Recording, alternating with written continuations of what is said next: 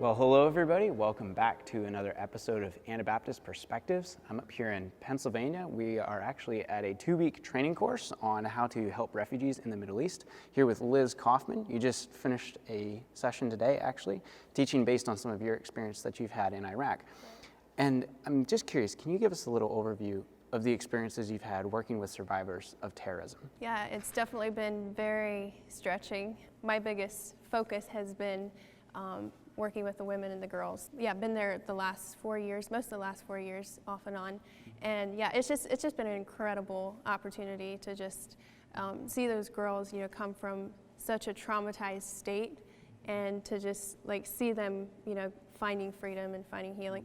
So a lot of the goal is to just create a safe place for the girls where they're able to get back into life and find that healing for all the trauma that they've been through. Because a lot of these girls have been with ISIS for the last 3 or 4 years, and they've seen things that we can't even imagine, things that go beyond our comprehension of, human life. It's just inhumane, So it's been a really incredible opportunity to just really pour into the girls, and it's been one of the most rewarding and fulfilling things I've done in my life.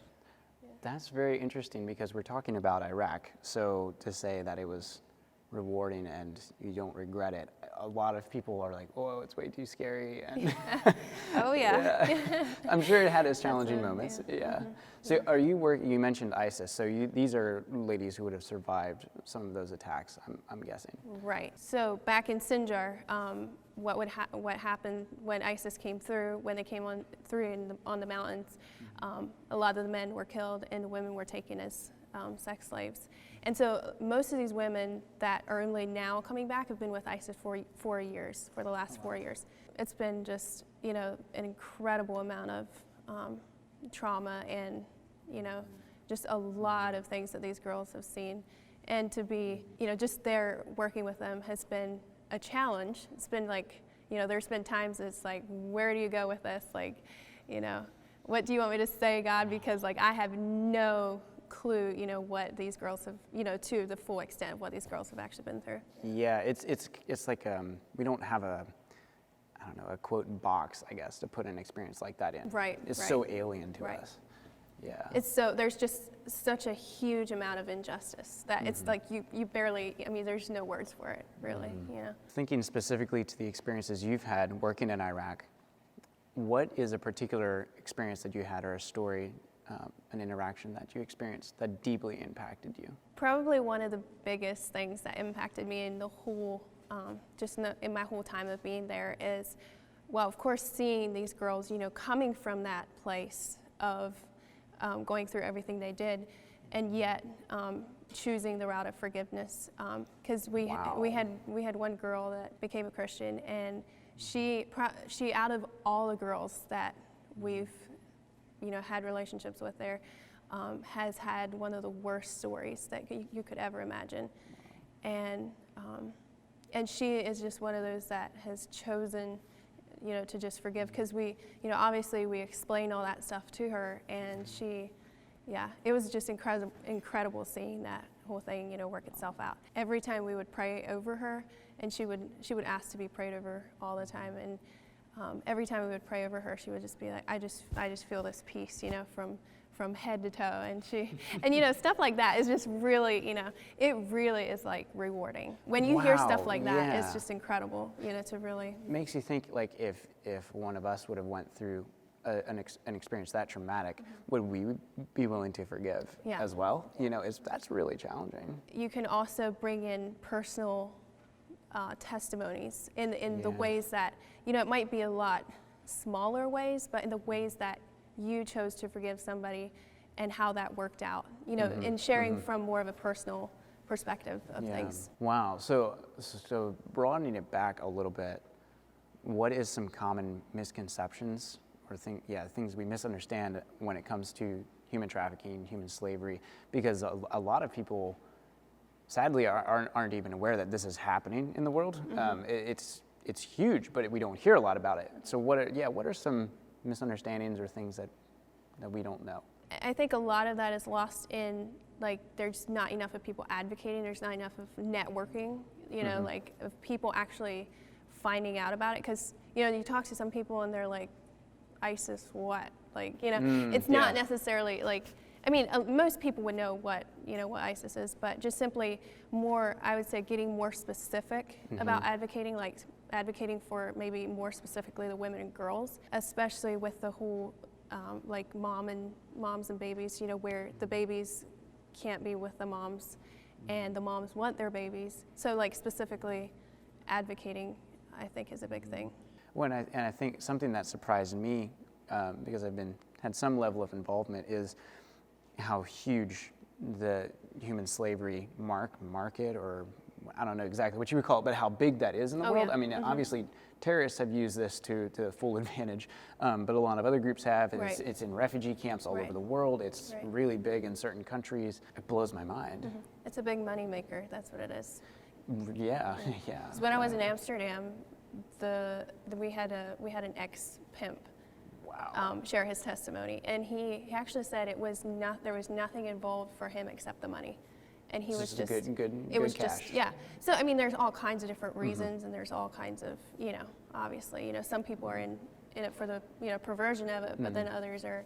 It's just a big money maker. Wow. It's all in the way of sacrificing a life, basically, which is really sad, or like well, you're taking you're taking the life that's being taken advantage of. Yeah, it's really sad. Yeah. Well, you mentioned Amsterdam. Walk me through that a little. Obviously, you spent some time there. Right. Yeah. Did you live there for a while, or? Yeah, I was studying there. I was doing trauma counseling training. So that's interesting. So it's not like you just kind of walked into Iraq and said, "Here, I'm here to help." You took some steps to get prepared first, basically. Right. I just really clearly felt that that's what God wanted me to do, and I know God does have some people just walk right into it. Just really staying in tune with God and His Spirit is the big thing, honestly, because every situation is different. Everybody's going to have a different story, a different twist. So it's not like a one-size-fits-all kind of thing. What you're describing, it sounds like you don't want to just walk into something like that. You need to get some tools to understand, okay, how can I help these people the very best way possible? Right. Winging it isn't okay.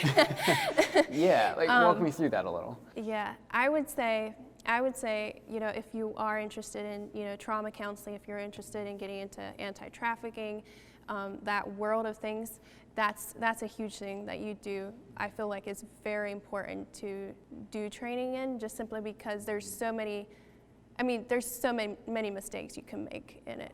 Whereas if you would have the training from the get-go, or from the beginning, where you could learn from somebody that has 20 years of experience, that has ran a safe house for the last 20 years, and learn from them. So the resources are there. We just have to be willing to get them, basically. Yeah. Yeah. And it's okay to be trained. It's okay to go to college, and I think it's a lot in just where God has you with that. Well, so I'm curious. Let's get a little more nuanced. So what are some ways our Anabaptist people are uniquely equipped for helping in the human slavery and trafficking situations, and in what ways are we maybe coming up a little short, I guess you could say, or what ways are our culture maybe hindering that work? So I would say probably the biggest thing would be the culture of relationships, and like family relationships is a big one, and just not portraying your normal like Hollywood type of American family, where just everything goes and you don't have any kind of structure, and where they see that you're actually living a life that matches up. So family, community, maybe some of those things. I'm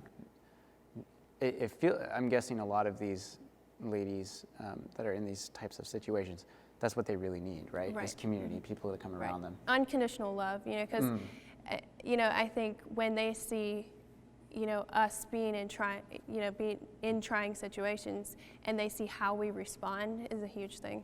If we respond with unconditional love and non-resistance, where we just come against hate with love, and they see that, Like just, over the referendum, it's like, we could have just like out and left, but it was just like, no, Yeah. we're serious about this. Like, Yeah. we're serious, about you. And I think that, or just for the sake of the audience, I remember being Yeah. there at the time. Yeah, I was you would've been visiting there. and seeing Yeah. what you all were doing, which is where this connection was made.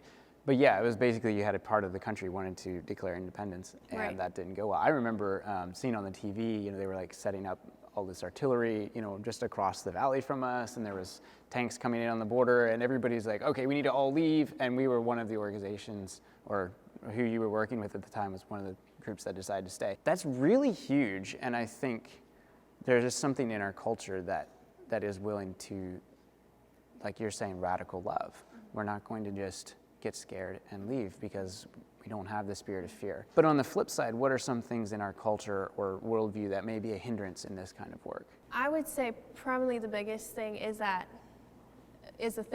winging it thing type of thing. Not getting prepared. Right, Yeah. right. It's just, okay, like that's a good thing, I'll just, go and see how it goes, And another thing too is, commitment is a big thing. It's just, God has me here, being willing to, and I think there is lots of people that are willing to go indefinitely, and that's a real blessing, But yeah, just definitely getting equipped. For the people watching this, what is one way they can get involved with this type of work? Well, I mean, obviously there's always the thing of financially, giving toward the work financially, as there's always, new projects we could start. There's always, different angles to that. Creating more of an atmosphere of like a safe house where we could actually have girls living there on a regular basis, and even just funds toward that. But also just prayer and support is really the main thing, I would say. Is there anything else in general that you would like to share, or that it's a thought you would like to leave with the audience? I just think it's an incredible opportunity for young people to get involved in, and to have parents come behind that and totally support it, churches, families, is just an incredible blessing. I think that's a huge thing for the work, because especially this kind of work, if you're working with a lot of trauma, if you're working with all these, it's a very heavy kind of work, and to have that kind of support is just really amazing. And if you're a young person wants to go on the mission field, wants to get involved in stuff, and it's a very clear calling on their life, encourage them, just go for it. Yeah, that would probably be my biggest thing that I see a lot, is where that's lacking. We say we're willing to go anywhere, and sometimes it really comes down to it hits home. It's like if it's your own son or if it's your own daughter, being called to a place like that, it's hard, it's hard to let go. Yeah. Yeah, which is understandable, but it is hard. But at the same time, you're not advocating for people to just go on their own and just, I'm going to go do this, but actually have people surround them, support them. And that all comes back to the values of community and family that we have as a culture. And I think that is really powerful. Wow, wonderful. Well, thank you for being willing to share and and being involved and for what you've done. No problem I at all. appreciate it. It's been a pleasure. Okay, well, very good. Thank you.